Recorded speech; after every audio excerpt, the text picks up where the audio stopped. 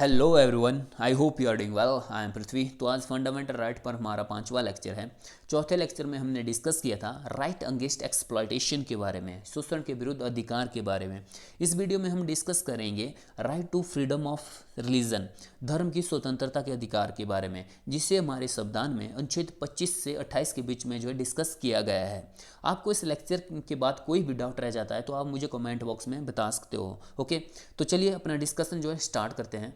अनुच्छेद 25 जो है एक व्यक्ति की धार्मिक स्वतंत्रता पर बात करता है। देखो, अनुच्छेद 25 जो है ना, वो एक समूह की नहीं बल्कि एक सिंगल पर्सन, एक व्यक्ति की धार्मिक स्वतंत्रता पर बात करता है। अनुच्छेद 25 कहता है कि सभी व्यक्तियों को अंतःकरण की स्वतंत्रता है, धर्म को अबाध रूप से मानने की स्वतंत्रता है, आचरण करने व प्रचार करने का समान अधिकार है। ठीक है, इसमें कहा गया है कि सभी व्यक्तियों को, चाहे वो देशी है चाहे विदेशी है, ठीक है, सभी को जो है अंतःकरण की स्वतंत्रता है। अंतःकरण क्या होता है गाइस, कि आप अंदर से, मतलब अपने मन से, अपने दिल से जो है किसी भी चीज़ को अपनाने के लिए स्वतंत्र है। तो इसमें कहा गया है कि कोई भी व्यक्ति, ठीक है, उसको अगर किसी भी धर्म का, ठीक है, किसी भी धर्म की कोई भी चीज़ अच्छी लगती है, या उसे भगवान का कोई भी रूप अच्छा लगता है, मतलब उसे कोई अल्लाह अच्छा लगता है, या भगवान, या मतलब लॉर्ड शिवा अच्छा लगता है, या जीसस अच्छा लगता है, तो वो किसी भी भगवान के किसी भी रूप को, या धर्म, किसी भी धर्म, मतलब चाहे सिख, ईसाई, जैन, ठीक है, किसी भी धर्म के अंदर उसे कोई भी अच्छी चीज़ लगती है तो वो उन सभी चीज़ों को अपनाने के लिए स्वतंत्र है। ठीक है,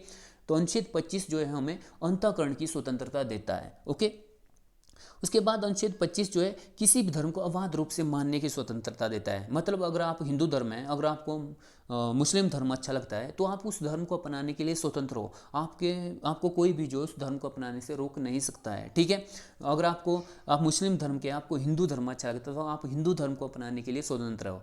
ठीक है, मतलब सभी व्यक्ति, चाहे वो किसी भी धर्म से रिलेटेड हो, वो सभी धर्मों के लोगों को किसी और धर्म को अपनाने की, जो भी धर्म उन्हें अच्छा लगता है उसको अपनाने की जो है स्वतंत्रता देता है। आचरण करने की स्वतंत्रता देता है। मतलब मान लीजिए आप हिंदू धर्म के हैं, ठीक है, आपको मुस्लिम धर्म की कुछ चीज़ें अच्छी लगती है, ठीक है, उनके रोजे अच्छे लगते हैं, जो कुरान पढ़ना अच्छा लगता है, तो आप उनका आचरण करने के लिए, मतलब उनको अपने लाइफ में उतारने के लिए जो है स्वतंत्र हो।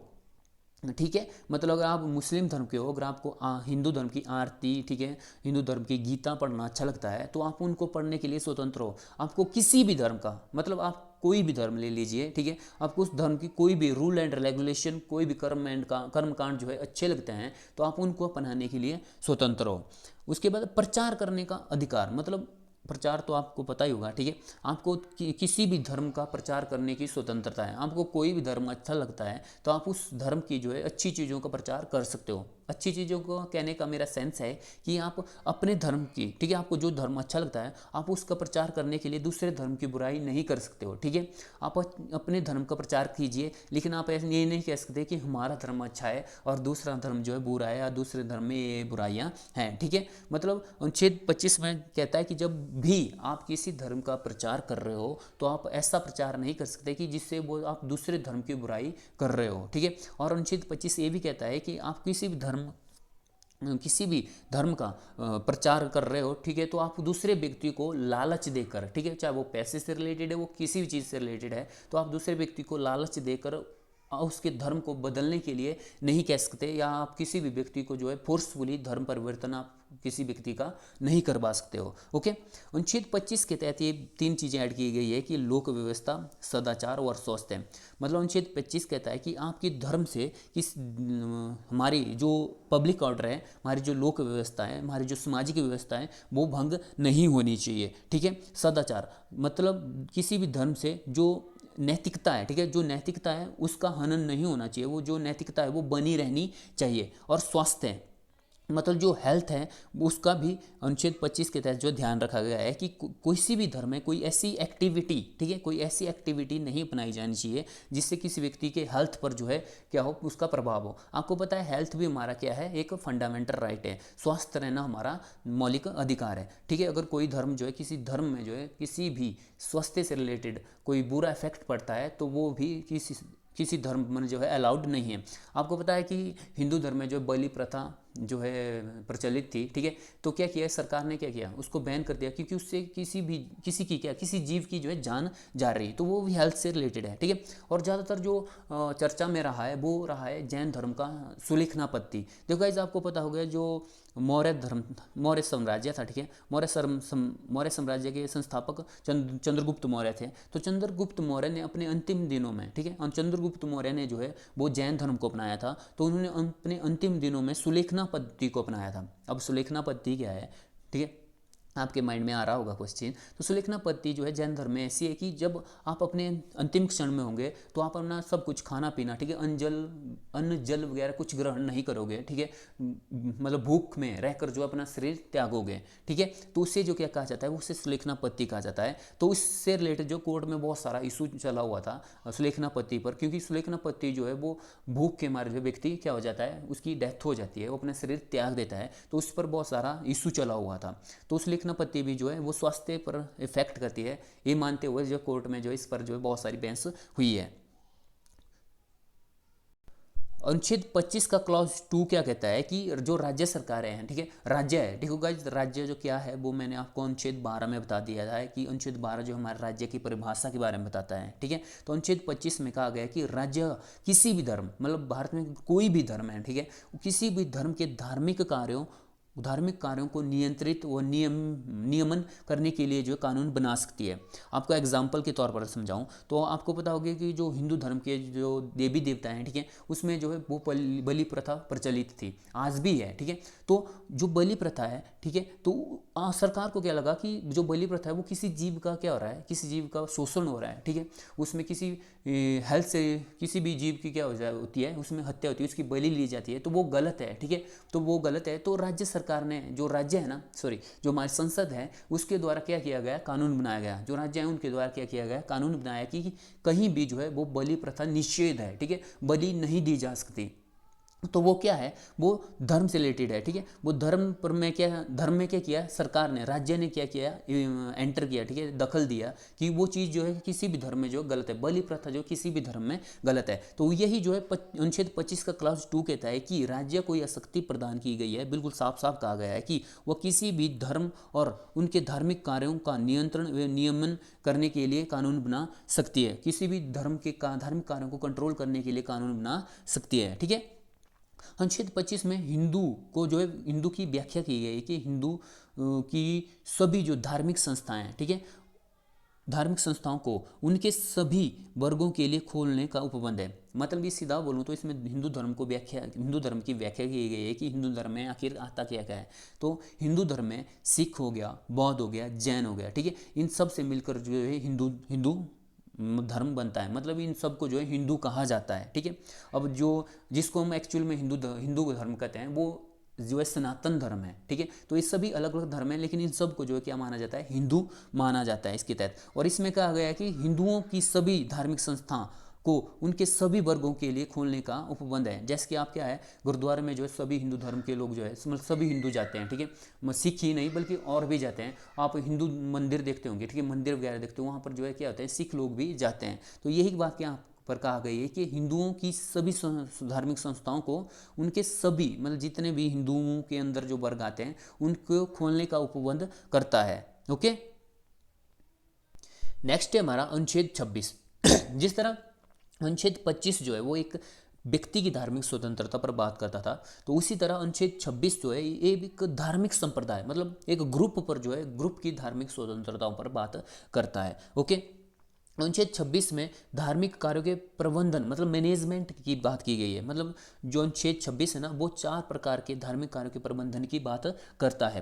पहला है कि धार्मिक संस्था की स्थापना और पोषण, मतलब अनुच्छेद 26 जो है ना वो धार्मिक संप्रदाय, देखो संप्रदाय जो एक बहुत बड़ा होता है, ठीक है, उसके अंदर अलग अलग वर्ग होते हैं, ठीक है। तो अनुच्छेद 26 कहता है कि प्रत्येक धार्मिक संप्रदाय या मतलब एक संप्रदाय भी, ठीक है, और या उसके किसी भी वर्ग, मतलब उसका कोई भी एक अलग सा ग्रुप है, ठीक है, उसके ग्रुप द्वारा संस्थाएं स्थापित करने का अधिकार है। मतलब धार्मिक संस्था स्थापित करने का अधिकार हमें अनुच्छेद 26 देता है, ठीक है। कोई भी संप्रदाय, ठीक है, धार्मिक संप्रदाय जो है, कोई भी धार्मिक संस्थान, ठीक है, रिलीजन इंस्टीट्यूशन स्थापित कर सकता है, ठीक है, और साथ ही साथ उसका पोषण करने का भी उसको अधिकार है, ठीक है, उसको रेगुलेट करने का भी अधिकार किससे है, उसी धार्मिक संप्रदाय को है, ठीक है। ये बात कौन करता है, हमारा अनुच्छेद 26, ओके, इंपॉर्टेंट है। दूसरी जो बात करता है कि धार्मिक कार्यों के प्रबंधन का अधिकार, अनुच्छेद 26 कहता है कि जो धार्मिक कार्य है, ठीक है, मान लीजिए आप हवन वगैरह वगैरह करवा रहे हो, ठीक है, तो उसके लिए किस किस किस तरह जो कार्य किया जाएगा, किस किस समय किया जाएगा, ठीक है, उन सब का प्रबंधन करने का जो है उसे अधिकार है, ठीक है, उस संप्रदाय को, उस समूह को या उस वर्ग को जो है अधिकार है, ठीक है। बिल्कुल साफ कहा गया है कि धार्मिक कार्य हो, धर्म से रिलेटेड, मतलब हिंदू धर्म के धार्मिक कार्य अलग होते हैं, मुस्लिम धर्म के अलग होते हैं, सिख धर्म के अलग होते हैं, ठीक है, तो उन सब जो धर्म से रिलेटेड जो भी कार्य है, ठीक है, उनके मैनेजमेंट का जो उनको अधिकार है। तीसरी बात कहता है कि चल व अचल संपत्ति, सबसे पहले चल अचल क्या आता है, चल संपत्ति कहते हैं जिसको हम एक स्थान से दूसरे स्थान में ले जा सकते हैं, जैसे कि आप नीचे देख सकते हो, ये पैसा है, ठीक है, पैसा क्या है, वो आप जेब में डालकर एक स्थान से दूसरे स्थान ले जा सकते हो। गाड़ी क्या है, आप एक स्थान से दूसरे स्थान ले जा सकते हो। लेकिन एक घर, एक मंदिर, एक मस्जिद, ठीक है, वो क्या है, वो एक जगह स्थित है, उससे आप एक स्थान से दूसरे स्थान नहीं ले जा सकते, तो वो क्या होगी, अचल संपत्ति है। तो अनुच्छेद 26 कहता है कि धार्मिक संप्रदायों को चल अचल संपत्ति अर्जित करने का अधिकार है, मतलब वो मंदिर के लिए, मतलब ठीक है, धर्म के नाम पर जो है जमीन खरीद सकते हैं, ठीक है, धर्म के नाम पर पैसा एकत्रित कर सकते हैं, ठीक है, तो मतलब जो संपत्ति अर्जित करने का अधिकार जो एक धार्मिक अधिकार है, ठीक है। और मैं फिर से कह दूं आपको, जो अनुच्छेद 26 है ना, वो एक सामूहिक अधिकार है, ठीक है, एक व्यक्ति का अधिकार नहीं, एक सामूहिक अधिकार पर जो है बात करता है। सॉरी, अनुच्छेद जो चौथी स्वतंत्रता है वो कहता है कि संपत्ति का विधि के अनुसार खर्च होना चाहिए। मतलब कहने का ये है, ठीक है, कि मान लीजिए कोई भी रिलीजन है, वहाँ पर बहुत सारा पैसा है, ठीक है, बहुत सारा पैसा है, तो जो पैसा है, ठीक है, भारत में जो भी धर्म है, उन धर्म में जितना भी पैसा है, ठीक है, उसका जो है लीगली तरीके से खर्च होना चाहिए, ठीक है। ऐसा नहीं कि आप उस पैसे का जो इलीगल यूज़ कर रहे हो, मतलब आप उस पैसे का टेरर फंडिंग कर रहे हो या किसी ब्लैक मनी को वाइट में बदलने के लिए जो है यूज़ कर रहे हो, ठीक है, तो मतलब गैर कानूनी तरीके से आप उस पैसे को जो है खर्च नहीं कर सकते हो, ओके। देखो गाइस, जो पॉलिटी है ना, पॉलिटी का अगर मैं सबसे बेस्ट जो किताब बताऊं तो वो है एम लक्ष्मीकांत। अब एम लक्ष्मीकांत का सिक्स्थ जो है एडिशन आ चुका होगा, उसमें आपको पता है कि जम्मू कश्मीर से जो है विशेष राज्य का जो दर्जा है, ठीक है, उसमें बहुत सारे फेर बदलाव किए गए हैं, ठीक है, तो बहुत सारे जो चेंजेज हुए, बहुत सारे कानून बनाए गए हैं, तो वो आपको जो एम लक्ष्मीकांत हैं, ठीक है, उसका जो सिक्स्थ एडिशन आया हुआ है उसमें जो है मिल जाएगा, ठीक है। तो अगर आप पॉलिटी की अगर कोई किताब खरीदना चाहते हो तो आप एम लक्ष्मीकांत खरीदिए, बहुत ही अच्छी है, बिल्कुल सिंपल लैंग्वेज में है, कम से 3 या 4 बार पढ़िए, आपको अच्छे से जो है पॉलिटी आपकी सबसे मजबूत हो जाएगी, ओके। नेक्स्ट है हमारा अनुच्छेद 27। अनुच्छेद 27 जो है धर्म की अभिवृद्धि के लिए करों देने की स्वतंत्रता, मतलब कर देने की स्वतंत्रता पर बात करता है। मतलब अनुच्छेद 27 क्या कहता है कि धर्म से रिलेटेड अगर कोई भी पैसा इकट्ठा किया गया है, ठीक है, तो उस पर जो है टैक्स नहीं लगाया जा सकता, ठीक है। मतलब अनुच्छेद 27 जो बिल्कुल साफ साफ कहता है कि किसी भी व्यक्ति को अगर कोई ऐसा कर देने के लिए विवश नहीं किया जा सकता, मतलब कोई भी व्यक्ति है, ठीक है, उससे आप फोर्सफुली नहीं कह सकते कि आप टैक्स दीजिए, ठीक है। आप कब जो है उसे फोर्स नहीं कर सकते, जब जो पैसा है, ठीक है, उस व्यक्ति ने जो पैसा है वो किसी विशेष धर्म या किसी विशेष धार्मिक संप्रदाय की उन्नति के लिए खर्च करने के लिए एकत्रित किया हुआ है। मतलब कहने का ये मतलब है कि आप किसी मंदिर में पैसा रखा हुआ है, ठीक है, किसी मंदिर का पैसा है, तो आप उस पर टैक्स नहीं लगा सकते, आप उनको फोर्स नहीं कर सकते कि आप उसको टैक्स दीजिए, ठीक है।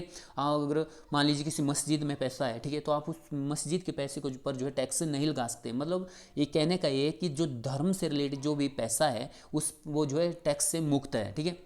मैं ये नहीं कहता कि अगर कोई जो धार्मिक जो पैसा है, ठीक है, धर्म के लिए जो पैसा एकत्रित किया गया है, तो वो क्या, मतलब वो जो है उस से आप टैक्स नहीं दे सकते। कहने का ये मतलब है कि मान लीजिए कोई मंदिर है, ठीक है, मंदिर में जो है करोड़ों का पैसा है, ठीक है, तो उस पर जो है सरकार टैक्स नहीं ले सकती। लेकिन अगर वो मंदिर वाले चाहें, ठीक है, जो भी मंदिर है, अगर वो मंदिर वाले चाहें कि सरकार जो वो किस देश को चलाने के लिए जो है चलाती है, ठीक है, तो आपको हमें जो है टैक्स देना चाहिए, तो वो जो मंदिर वाले हैं वो टैक्स दे सकते हैं। ये मंदिर जिस मंदिर का पैसा है वो उन मंदिर वालों पर जो है डिपेंड करता है कि वो टैक्स देना चाहें या नहीं देना चाहें, ठीक है। जो मंदिर की कमेटियाँ होती हैं, जो समितियाँ होती हैं, उन पर डिपेंड करता है, वो टैक्स देना चाहें तो दे भी सकते हैं, नहीं देना चाहे तो नहीं भी दे सकते हैं। और इसमें एक बात और कह दूं कि जो टैक्स अगर किसी रिलीजन से आता है, ठीक है, सरकार के लिए कोई टैक्स दिया जाता है किसी रिलीजन द्वारा, तो सरकार उस पैसे को उस टैक्स को जो है किसी स्पेशल धर्म के या मैं बोलूँ तो धार्मिक कार्यों में जो है नहीं लगा सकती। ओके, सिंपल वे में कहूँ तो जो टैक्स जो है धार्मिक धर्म द्वारा, किसी भी धार्मिक संप्रदाय द्वारा अगर सरकार को कोई पैसा दिया जाता है तो सरकार उस पैसे को किसी भी धार्मिक कार्यों में खर्च नहीं कर सकती है, ठीक है। वो शायद सोशल वेलफेयर के लिए खर्च करे, कोई इशू नहीं है, लेकिन वो किसी स्पेशल धर्म के लिए उसे खर्च नहीं कर सकती है, ठीक है। एक और इम्पोर्टेंट बात कि धार्मिक जो पैसा है, ठीक है, धार्मिक धर्म से रिलेटेड जो पैसा है उस पर तो सरकार टैक्स नहीं लगा सकती, मतलब सरकार जो है टैक्स पे नहीं लगा सकती, लेकिन शुल्क जो है ले सकती है। कहने का ये मतलब है अगर सरकार जो है किसी धर्म के लिए जो है कोई स्पेशल प्रोटेक्शन दे रही है, ठीक है, तो वो सरकार जो है उस धर्म से जो है क्या उस धार्मिक प्लेस से या उस समिति से जो है वो पैसा ले सकते हैं, शुल्क के रूप में पैसा ले सकते हैं, उसे हम टैक्स नहीं कह सकते, ठीक है। फॉर एग्जाम्पल के लिए, ठीक है, मान लीजिए कोई स्पेशल डे है, किसी मंदिर में श्रद्धालु आएंगे, बहुत सारे श्रद्धालु आने वाले हैं, तो वो मंदिर की कमेटी या वो उस धर्म से संबंधित जो संस्था है, ठीक है, वो सरकार से जो है प्रोटेक्शन मांग सकती है कि उनकी सुरक्षा के लिए जो है वो अपने पुलिस जो है प्रोवाइड करे, ठीक है, या कोई भी अधिकारी जो प्रोवाइड करे या उनको सुरक्षा प्रदान करे, तो सरकार उसके बदले में उस संप्रदाय से क्या कर सकती है, शुल्क वसूल सकती है, ठीक है, पैसा ले सकती है, ठीक है। मान लीजिए कहीं पर कोई तीर्थ यात्रा चल रही है, ठीक है, तीर्थ यात्रा पर जो यात्री हैं, ठीक है, वो अपने प्रोटेक्शन के लिए सरकार से क्या कर सकते हैं, वो सिक्योरिटी या सुरक्षा मांग सकते हैं, ठीक है। जब सरकार क्या और ये उनको सुरक्षा प्रदान करेगी तो सरकार उनसे शुल्क ले सकती है, ठीक है। नेक्स्ट है हमारा अनुच्छेद 28। अनुच्छेद 28 जो है कुछ शैक्षणिक संस्थानों में धार्मिक शिक्षा में शामिल होने की स्वतंत्रता पर बात करता है, ठीक है। देखिए, एक होता है सरकारी शैक्षणिक संस्थान, मतलब जो जिसे हम गवर्नमेंट स्कूल या गवर्नमेंट कॉलेज कहते हैं, मतलब सरकारी शैक्षणिक संस्थान जिनकी स्थापना जो है पूरी तरह सरकार ने की हुई है, ठीक है, तो वहाँ पर जो है कोई भी धार्मिक शिक्षा नहीं दी जा सकती, ये तो बात आपको पता होगी, ठीक है। मतलब सरकारी स्कूलों में मतलब जहाँ पर पूरा मैनेजमेंट जो है वो सरकार का है, तो वहाँ पर जो है शिक्षा जो धार्मिक शिक्षा है, जो रिलीजन से रिलेटेड जो एजुकेशन है वो नहीं दी जा सकती। इसका तो हमारा अनुच्छेद 28 बिल्कुल साफ साफ मना करता है। उसके बाद बात करता है अनुच्छेद 28 क्या है कि ऐसे शिक्षण संस्थान जिनकी स्थापना जो धार्मिक मानकों, मतलब जो किसी स्पेशल धर्म के लिए जो स्थापित किए गए हैं, जैसे कि मदरसे हो गए, गुरुकुल हो गए, मठ हो गए, ठीक है, कुछ यूनिवर्सिटियां भी हैं हमारी, जैसे कि अलीगढ़ मुस्लिम यूनिवर्सिटी, हिंदू यूनिवर्सिटी, ठीक है, तो जो ऐसे संस्थान जो किसी धार्मिक मानकों पर जो है स्थापित किए गए हैं, तो वहाँ पर जो है क्या किया जा सकता है, धार्मिक शिक्षा दी जा सकती है, ठीक है। और अनुच्छेद 28 ये बात भी कहता है कि जो किसी भी व्यक्ति को धार्मिक शिक्षा या धार्मिक उपासना में शामिल होने के लिए बाध्य नहीं किया जा सकता। कहने का ये मतलब है, ठीक है, कि किसी भी इंस्टीट्यूट में या कोई जो भी इंस्टीट्यूट है जहाँ पर धार्मिक शिक्षा दी जाती है, तो वहाँ पर अगर कोई पर्सन पढ़ रहा है, ठीक है, कोई व्यक्ति पढ़ रहा है, कोई स्टूडेंट पढ़ रहा है, तो आप उसे फोर्स नहीं कर सकते कि वह जो उस धार्मिक शिक्षा में शामिल हो, ठीक है, उस रिलीजियस जो एजुकेशन है उसमें शामिल हो, धार्मिक उपासना में शामिल हो, ठीक है। मतलब वो जो पर्सन है अनुच्छेद 28 जो है उसे बिल्कुल स्वतंत्र करता है कि वो धार्मिक शिक्षा ले भी सकता है, नहीं भी ले सकता है, धार्मिक उपासना में शामिल हो भी सकता है, नहीं भी हो सकता है, वे उस पर जो है डिपेंड करता है। ओके, अनुच्छेद 28 कहता है कि कोई व्यक्ति अवयस्क है, मतलब कोई 18 साल से कम का है, मतलब कोई बच्चा है, ठीक है, अगर वो जो है किसी धार्मिक संस्थानों में, रिलीजियस इंस्टीट्यूशन में पढ़ रहा है, ठीक है, या किसी ऐसे इंस्टीट्यूशन में पढ़ रहा है जहाँ पर जो धार्मिक शिक्षा दी जा रही है, तो उसको जो है धार्मिक शिक्षा देने से पहले उसके गार्डियन मतलब उसके पेरेंट्स, उसके माता पिता या वो बच्चा जिसके पास रह रहा है या जिसने उसको गोद लिया हुआ है, तो वो उनकी अनुमति लेना जरूरी है, ठीक है। ये बात वो जो है एक अवयस्क मतलब एक बच्चे से रिलेटेड है, कही गई है कि एक बच्चे को धार्मिक शिक्षा दी जाएगी उस इंस्टीट्यूशन में या नहीं दी जाएगी, इसके लिए सबसे पहले उसके गार्डियन से परमिशन ली जा सकती है। अब गार्डियन में उसके पेरेंट्स भी हो सकते हैं या किसी ने उसको गोद लिया हुआ है वो भी हो सकते हैं, ठीक है। तो गाइस ये था हमारा right to freedom of religion, धार्मिक स्वतंत्रता का अधिकार, अनुच्छेद 25 26, 27 और 28। आई होप आप लोगों को समझ में आ गया होगा। अगर कोई भी डाउट होगा तो आप मुझे कमेंट बॉक्स में बता दीजिएगा। तो इस वीडियो में भी बस इतना ही गाइस, मिलते हैं नेक्स्ट वीडियो में अनुच्छेद 29 और 30 के साथ, जिसमें सांस्कृतिक तथा शैक्षणिक अधिकारों के बारे में जो बात की गई है उसको बिल्कुल अच्छे से डिस्कस करेंगे। तो इस वीडियो में बस इतना ही गाइस, मिलते हैं नेक्स्ट वीडियो में, तब तक के लिए बाय बाय गाइस।